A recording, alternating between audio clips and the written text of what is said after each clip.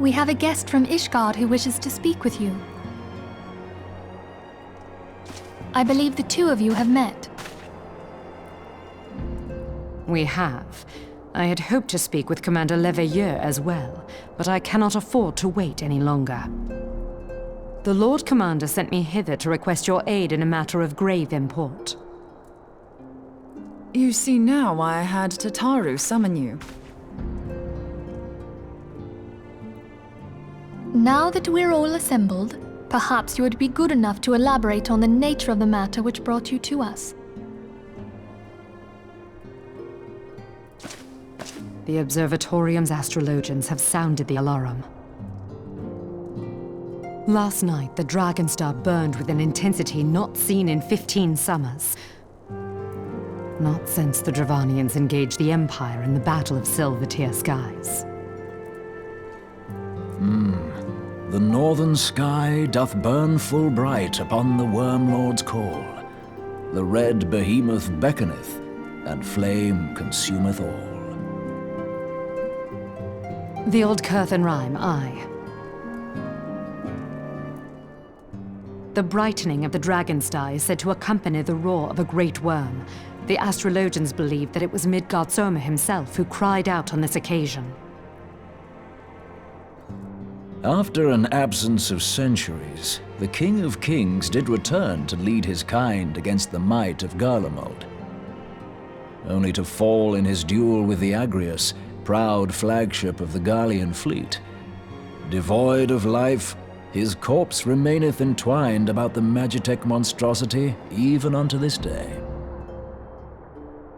Ariange has the right of it. Whatever this alteration in the Dragonstar portends, the Great Worm has shown no sign of life.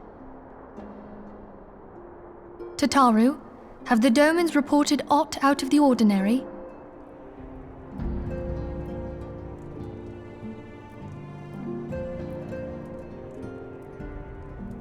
Correct me if I'm wrong, but if Midgard Soma had roared, wouldn't we have heard it here in Revenant's Toll?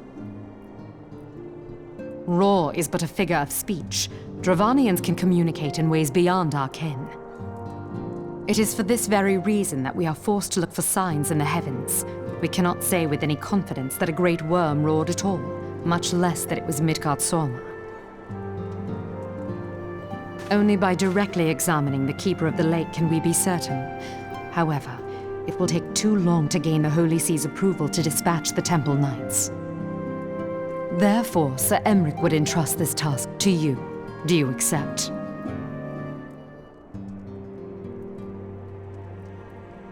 We knew you would not disappoint us. Now, if you would excuse me, I must return and assist the Lord Commander. We have precious little time to prepare. To prepare for what, pray tell? When a great worm roars, his brethren cannot choose but answer. We prepare for battle.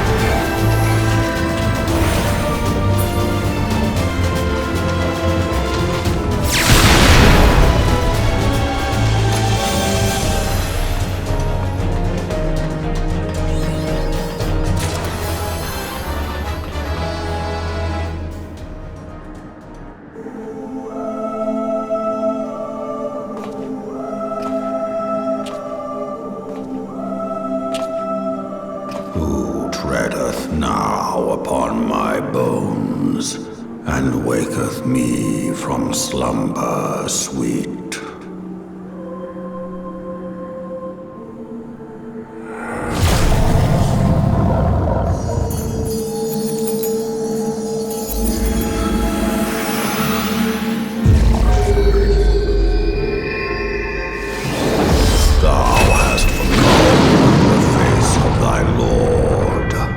Remember, mortal, and fear me.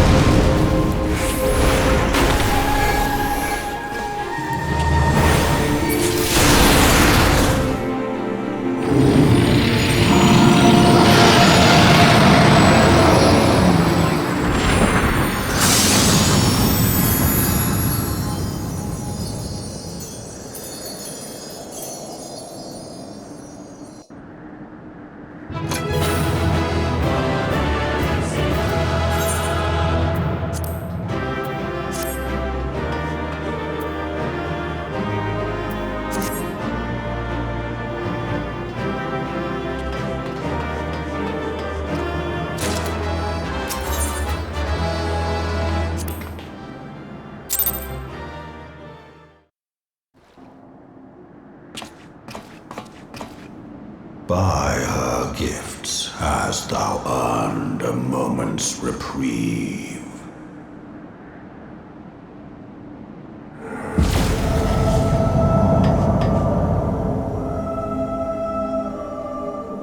Speak, mortal, and I shall listen.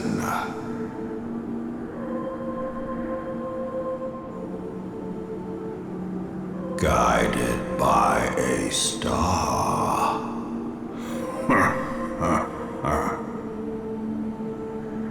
My people have heard the song. Ishgard shall burn.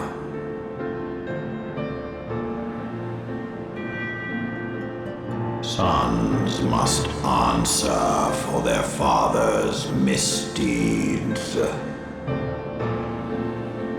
We do not forget. We do not forgive.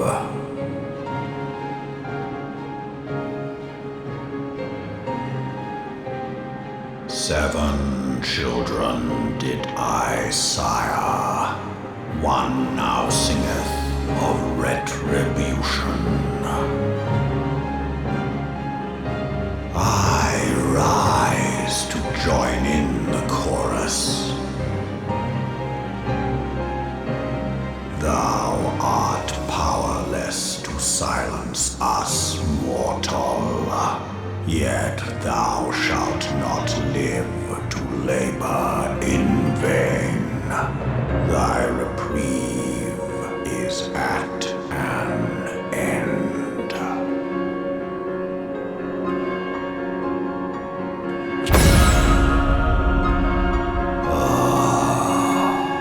Trickery is thy shield. This frail, ignoble creature is not gifted, but chosen. Hearken to me, Hydaelyn. I remember, and I consent.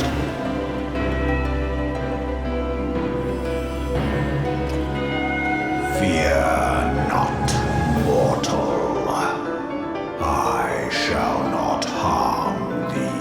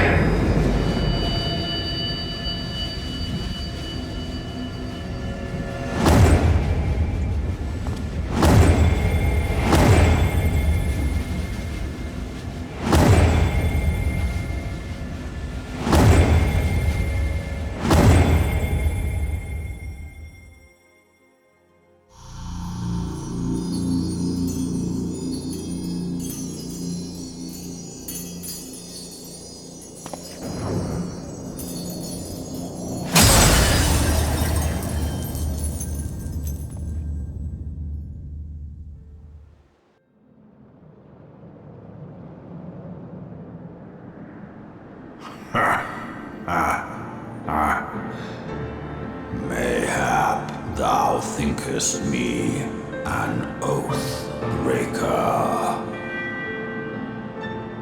Thou art mistaken. If thou comest to harm, it shall be by another's hand, not mine.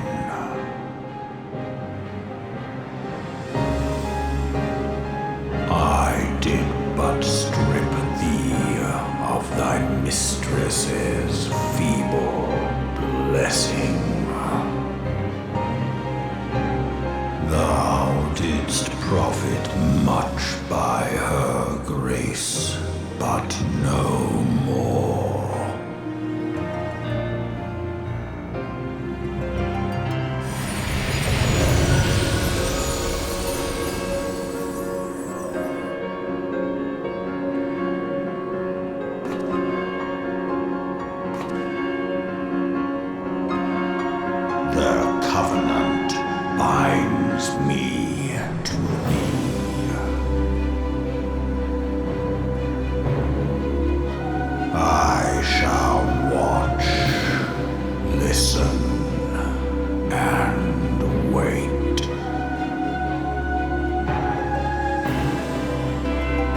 Fight and struggle, if it be thy will. Man hath ever coveted that which lieth beyond his grasp.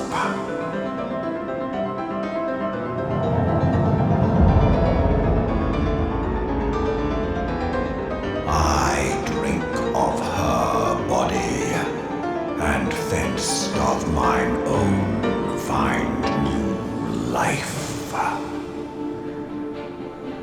When it hath grown whole, the loyal and penitent shall rejoice. The dragon song heraldeth our beginning and an end.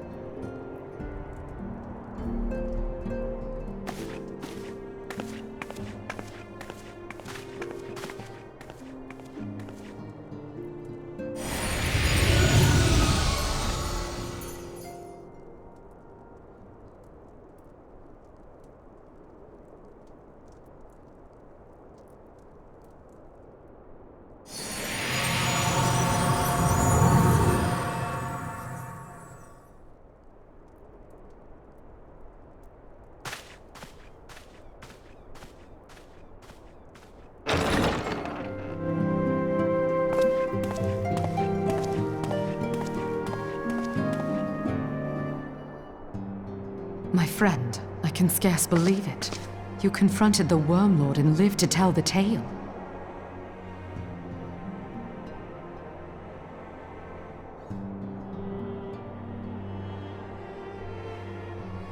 I give thanks to Helone for your preservation. It is our sole cause for gladness. Your encounter with the Keeper of the Lake served to confirm our fears. A great worm has roared, and it makes little difference if it was one of the two in Eorzea or any other. The Dravanians are coming. I am told that Ishgard has magical defenses against Dravanian attack, though I am not privy to their exact nature. Will they be enough to repel a massive force? Ishgard has weathered countless assaults over centuries. This will be no different. And now that you have confirmed the threat, none can ignore the Lord Commander's calls for the wards to be strengthened. I dare not presume to speak for him, but I expect the Lord Commander would sing your praises. I must away, but we shall meet again soon.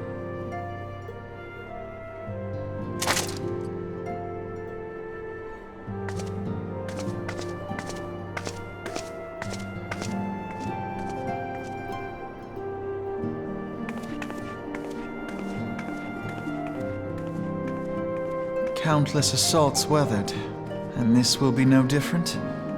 Why am I not convinced?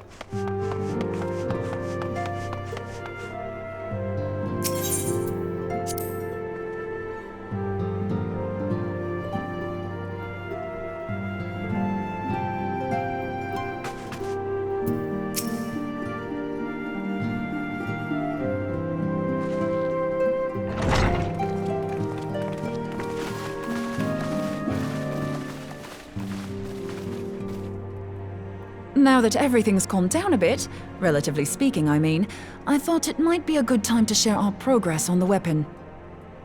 I believe we're on the verge of a breakthrough. Well, don't keep us all in suspense.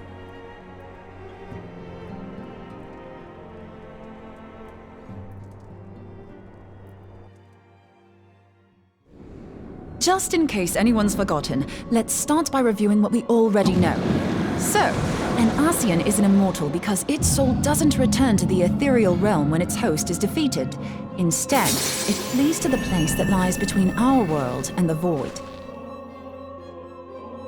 Therefore, the first step to permanently defeating an Ascian is preventing its soul from making this journey. And if you recall, when we last gathered here, I had verified that white auracite has adequate capacity to entrap the beings, albeit only briefly. Which left the small matter of their extermination. Aye. To unmake an Ascian soul, one must needs smite it with a concentrated burst, or blade, of purest ether. However, we wanted for both the data and the means to forge such a weapon. Short of experimenting on an actual Ascian, you see, there's no way to gauge how much ether its soul is made of. As As such, we don't know what etheric density our blade needs to have in order for it to work. So we'll just have to make the densest blade we can and hope for the best. Though that would require a lot of ether. Hang on a minute! Why didn't we think of this before? White aurosite can hold an absolute heap of ether, can't it? Please tell me you're joking. God's sakes, Ida. I feel as though I'm reliving the same scene over and over with you. How many times do you need to be told that white aurosite cannot store ether for long periods? Being intangible matter, ether is given to dispersion. Only in its crystallized form is it a stable source of energy. I will test you later on this, so see to it you do not forget. Right, yes. It's all coming back to me. So our hopes rest on good old crystals again, do they? While they are certainly reliable, they leave something to be desired in the area of portability. Indeed. I am reminded of the quantity of corrupted crystals required to thwart Leviathan, and the extraordinary lengths to which the Lamentsons went to transport them. What if it should prove that a similar quantity was needed to destroy an Ascian's soul? Or still more? I do not envy the poor sod who has to lug all of that around on the off chance that an Ascian appears. That's the very problem we set out to solve, and I reckon we've found the answer. If it isn't practical to lug around the ether we need, we'll just have to draw upon another source. And the only viable source is the land. If you mean to tap the Great River of Aether, know that it will entail considerable risk. Meddling with the currents may well induce a surge like to the one which despoiled Mordona.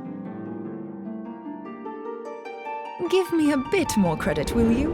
Why would we need to tap the river when there are veritable reservoirs jutting out all over the land? Aye, I speak of corrupted crystals. It might be that their aspect is out of balance, but a crystal's a crystal. It contains ether, and we can help ourselves to it. While corrupted crystals are indeed abundant, there is no guarantee that they will be in close proximity at a crucial moment. But what if we don't need them to be? What if we could tap their power from afar? A malm away, say? If we could do that, we'd have ready access to ether aplenty in almost every corner of Eorzea.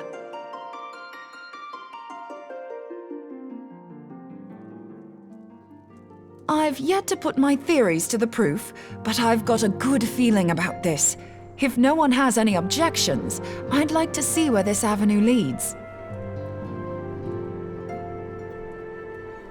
If you think it worth your while, you have my blessing. But tell us, what are your theories? I, for one, am most eager to understand the process, however vaguely. I thought you might say that, but no one wants to listen to boring old theories all day, do they? I know I don't. So with your permission, I'd like to try something a bit more hands-on. I've already built an etheric siphon especially for this purpose, and I've been meaning to try it out. Thing is, the profusion of corrupted crystals in Mordona makes it something of a high-risk testing ground. If anything goes awry with the siphon, it would be better if it didn't happen within spitting distance of quite so much ether. Ideally, I need an isolated specimen. Does anyone know where I can find one? May I suggest northern Thanalan? There you will find corrupted crystals of middling size, standing a reasonable distance apart. Ideal for your needs, I should have thought. Oh, and if you do elect to visit the place, I should be much obliged if you would assist me in another matter while you are in the area. Has something happened? Movement has been observed at Castrum Meridianum. During Operation Archon, the Alliance dealt the stronghold a heavy blow. Its facilities were extensively damaged, and its garrison reduced to a fraction of its former strength. Not long after our forces withdrew, however, their ranks were replenished by reinforcements from Castrum's sentry. They now seek to rebuild, and to this end they have their sights set upon the ceruleum processing plant. Having lost the Empire's support, the 14th Legion lacks the resources to sustain itself. To them, this is a bid for survival, and they will doubtless fight like desperate men. Though I have dispatched the Crystal Braves, I fear their strength alone may not suffice to stay the Imperial assault. I would request the Scion's aid in the defensive effort. If I didn't know better, I'd say you were trying to inveigle us into fighting your battle with the promise of shiny crystals. Well then, consider me inveigled. I won't lie, the crystals you speak of sound perfect, so the Garleans have to go. Besides, we can't afford to beat about the bush. There's no telling when the Ascians will next appear. Thine eagerness to hurl thyself into the jaws of danger cometh as little surprise. Exercise due caution, I prithee. Though you have become a Crystal Brave, you are yet a Scion, Alphino. We could hardly refuse you. Pray, join the Crystal Braves and lend them your support. Thangred and Papalymo shall accompany you.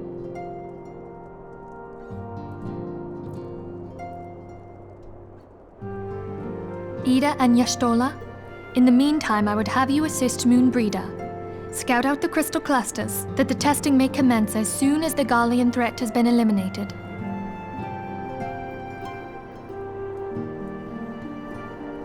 If it please you, I shall continue mine own experiments on white aurosite. Thank you, Urianger. Everyone, pray see to your preparations and depart as soon as you are able.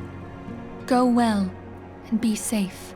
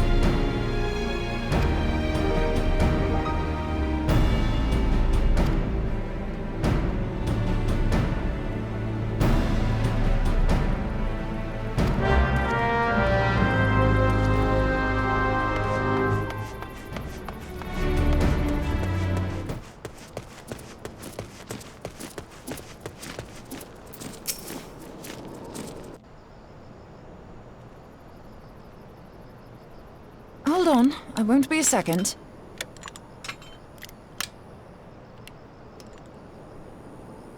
The beast seemed peckish, so I gave it a taste of my axe. I know. As Urianger never tires of reminding me, an axe ill becometh the hand of a scholar. What can I say? I like axes. To hear my mother tell it, I came into this world holding one.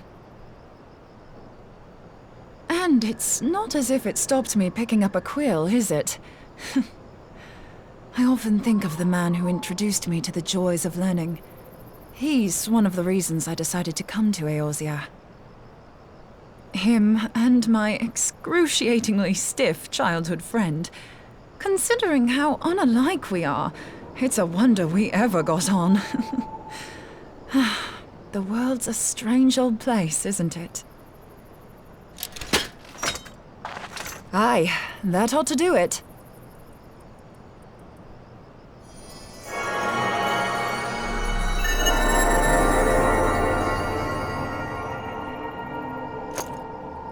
So far, so good.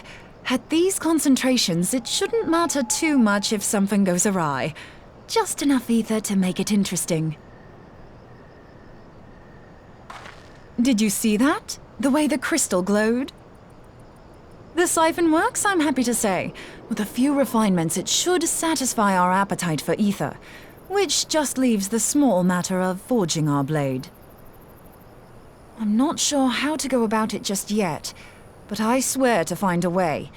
I'll put a blade in your hands if it's the last thing I do.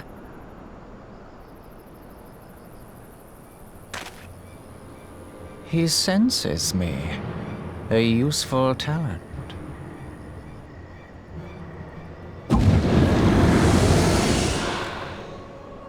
An Ascian. Are they onto us? By your brand, I see you are an Archon of Sharlayan, keeper of knowledge, seeker of truth. Meddler.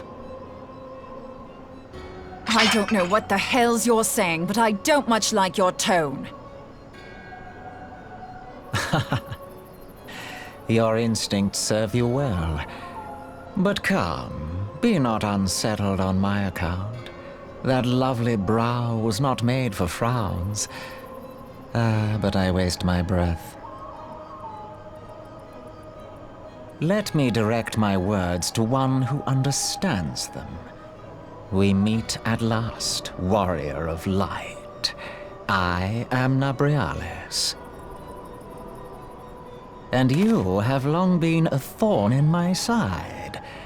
I suffered the overweening presence of Lahabrea that men might host the power of gods, only for you to undo my hard work.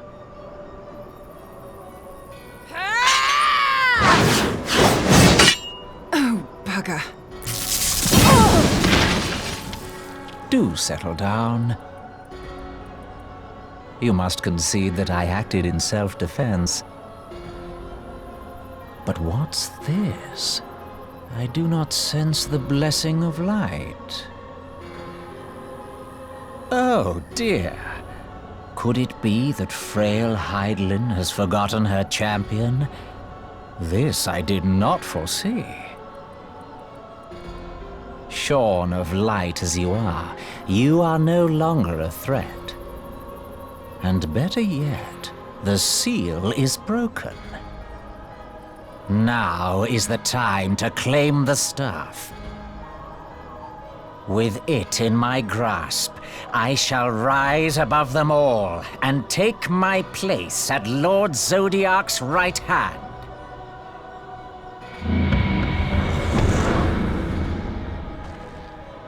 What did that bastard want with us?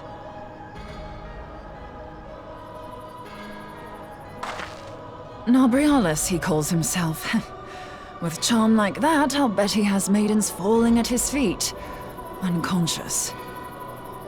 But this staff, you say just talking about it had the bastard grinning like a brat on his name day. Must be quite a staff. Oh, gods. He means Tupsimati, Master Louis Soir's staff. Minfilia's in danger! We have to get back to the Rising Stones!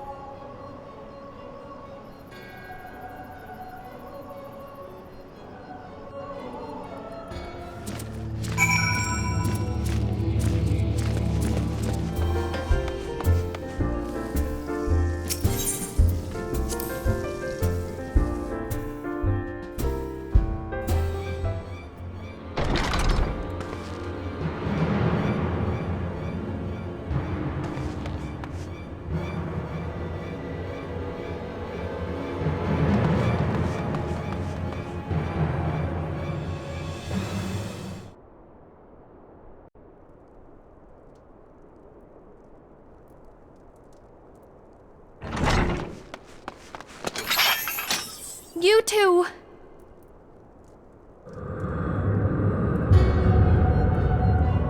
So, you were able to divine my intent. What now, warrior of light? Ah, but that name is no longer fitting. You have become decidedly dull, and quite incapable of barring my entry. What do you mean? You truly do not know? Then I suppose it is only right that I enlighten you. The blessing of light kept you and your fellow meddlers safe. It was that which prevented my kind from entering your domain. My kind, I say, though it had no power over the likes of Elidibus and La Habrea. Being of this world, they could come and go as they please, while I could only look on. But I need look no longer. Now that the seal is gone, I mean to act. Unlike the others, I am not given to waiting. I shall take that staff and bring about the next rejoining. Rejoining? Then it was your doing. The Isle of Val, the scholars, all of it.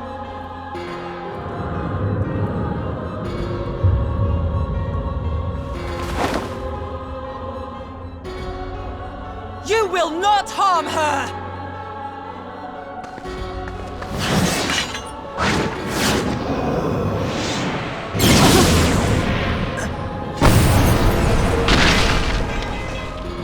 Moenbryda! Why must you insist on forcing my hand? Did you learn nothing from our last meeting? Ah, but I forget. My words fall upon deaf ears.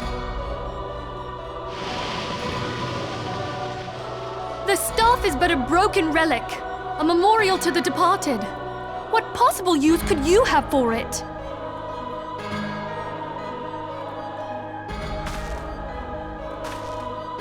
What use?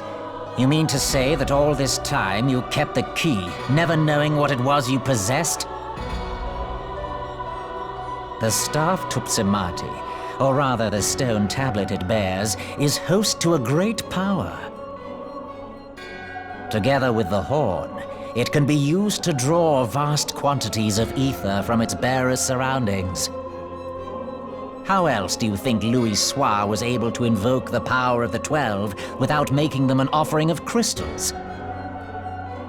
Summoning requires not only prayer, but a profusion of ether. Even a child knows that. If I did not know before, you may be certain I do now. But above all, I know that we cannot allow this staff to fall into your hands. I will die before I let you take it. Insufferable woman. I would happily end your miserable life here and now. Alas, Elidibus would never let me hear the end of it. Very well. If you will not part with the staff, I will take you too.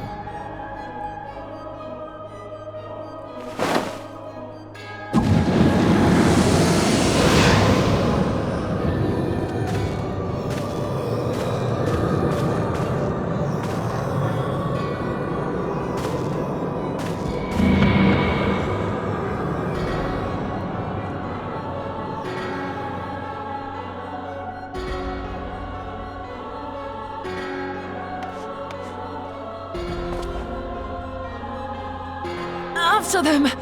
Quickly! Before the rift closes!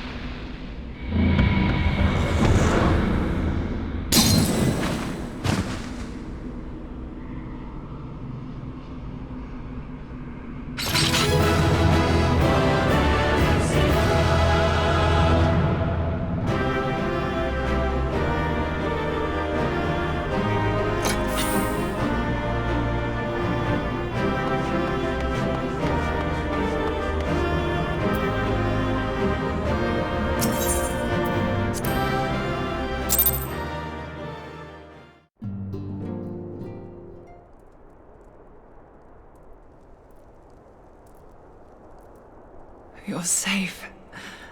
Thank the 12.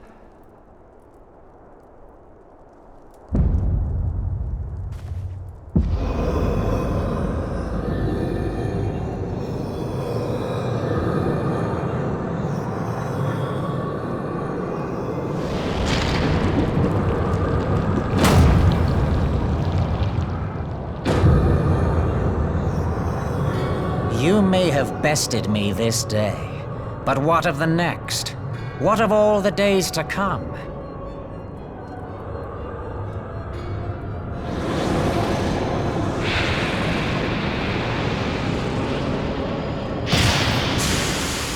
Remember, light no longer holds sway here.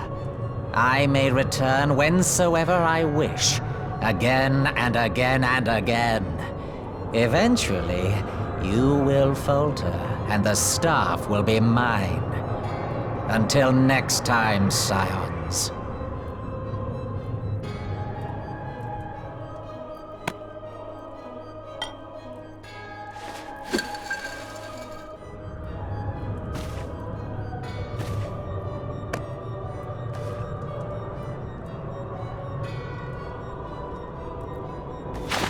There will be no next time. This is the end.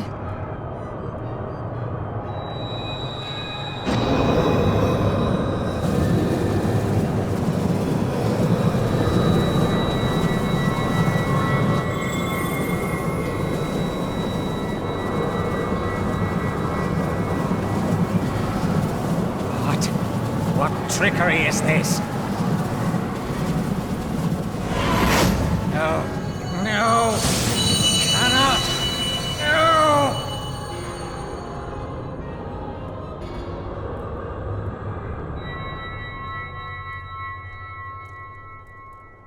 Use Tube Samati to gather Aether. Quickly, before he breaks free!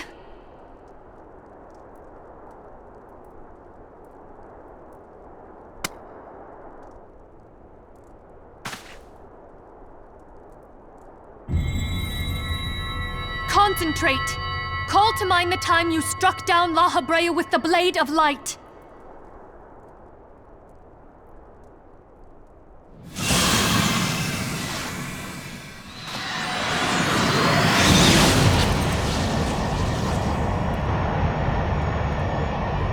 Why won't it work? Is it because we lack the blessing of light? Damn it. So much ether. And it still isn't enough. Fools!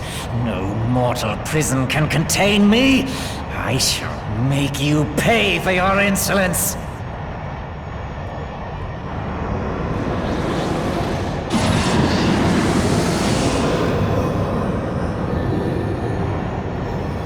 Please, Mother Heidelin, hearken to our plea. Lend us your divine light. Why can you not hear us? Do our words no longer reach you?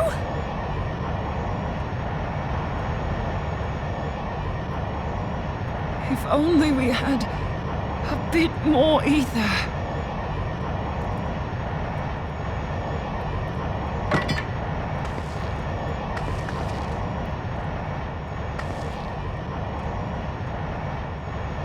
Moenbryda, what are you doing? Master Louisoix, I understand now the choice you made. In death, there is life. Farewell, Urianger, you daft old coot.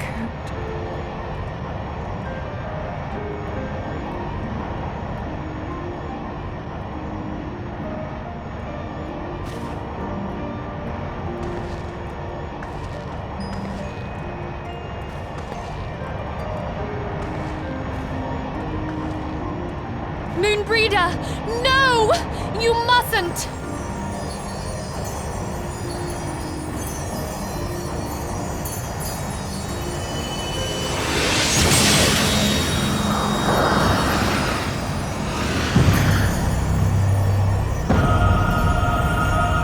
What? It cannot end! I am eternal! I am immortal!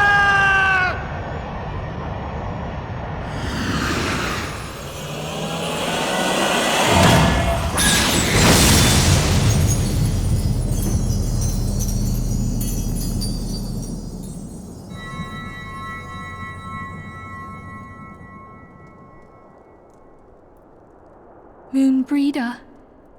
She's gone.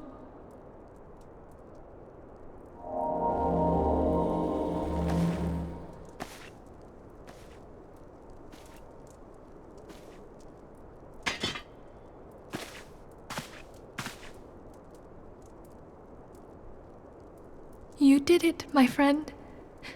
The Ascian is dead.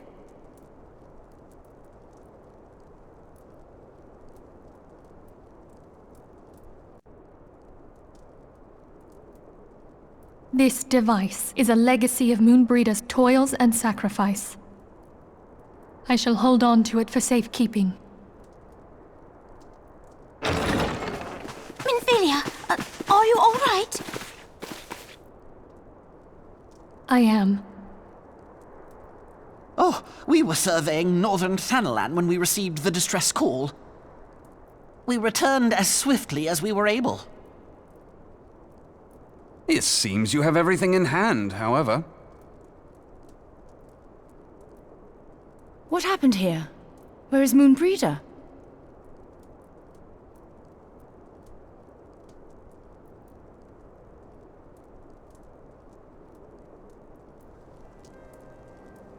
She gave her life to temper the Blade of Light.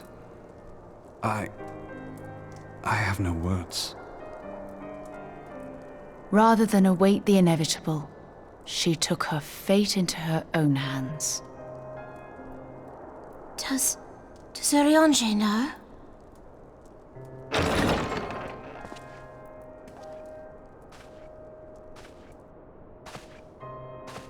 My friend, there is something I must tell you. I heard all, my lady. The moon sinketh, taking her leave of the heavens, yet her passing heraldeth the coming of a new day. Moenbryda hath fulfilled her destiny, hath she not?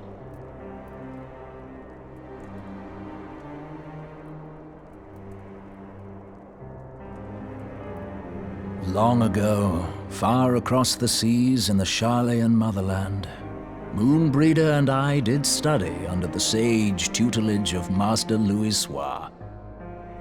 Full oft did he impress upon us that knowledge existeth to serve the greater good. This sentiment, however, was contrary to the nation's policy of neutrality, which censured intercedence in the affairs of foreign lands. In spite of vehement opposition, he founded the Circle of Knowing, and journeyed hitherto the heart of Eorzea. Through his noble sacrifice was the realm spared its doom. Yet this great soul, whom all should rightly have honored, was branded a pariah in his own land. His peers did accuse him of forsaking his duty as a man of learning, and of meddling in the course of history. When he left Sharlayan behind, Master Louisoix gave no word to signal his intent to Moenbryda. Close as they were, as master and disciple, she was deeply wounded by the sudden exclusion from his confidence. Above all, however, she was confused. Try as she might, she could ill comprehend her master's motive. The slanders that were heaped upon him after his passing served only to inflame the turmoil within her. For years upon end, she knew not what to believe. Torn as she was twixt the man whom she revered and the man who forsook her and his duty both. The Louisoix I knew would never forsake his duty, much less one of his own. This I know full well, my lady. 'Twas not for want of love that Master Louis hid his intent. He but desired that Moenbryda discover her own path, free of the shadow of his influence. Long did I contemplate revealing the truth to her, and long did I hold my peace. After all, was it not Master Louis' wish that she come to the truth unaided? I told myself it was, and resolved to let her suffer. Knowingly did I deny my friend the comfort she craved. And now she hath gone to her rest, with doubt still in her heart.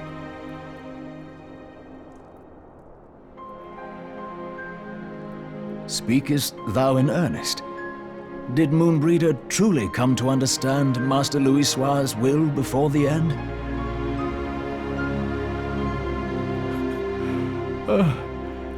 The realization hath set her free. She may now find the peace which hath for so long eluded her. Oh, Moenbryda, my dearest, how I shall miss thee.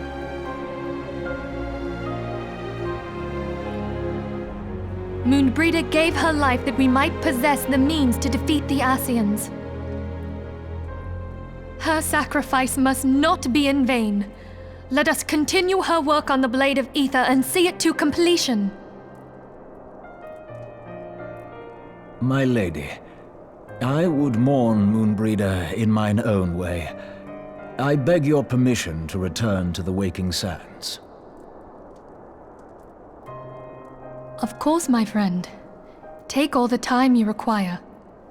We shall be here should you have need of us.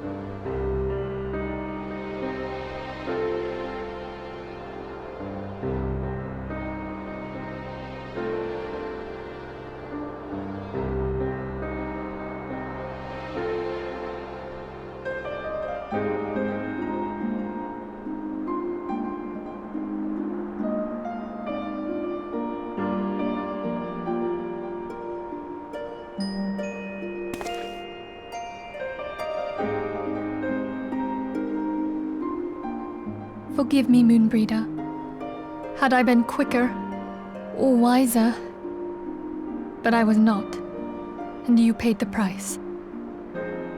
But you would not suffer us to wallow in our sorrow, would you? You would tell us to pick ourselves up and get on with it. And so we shall. We shall defend this realm and her people to the last.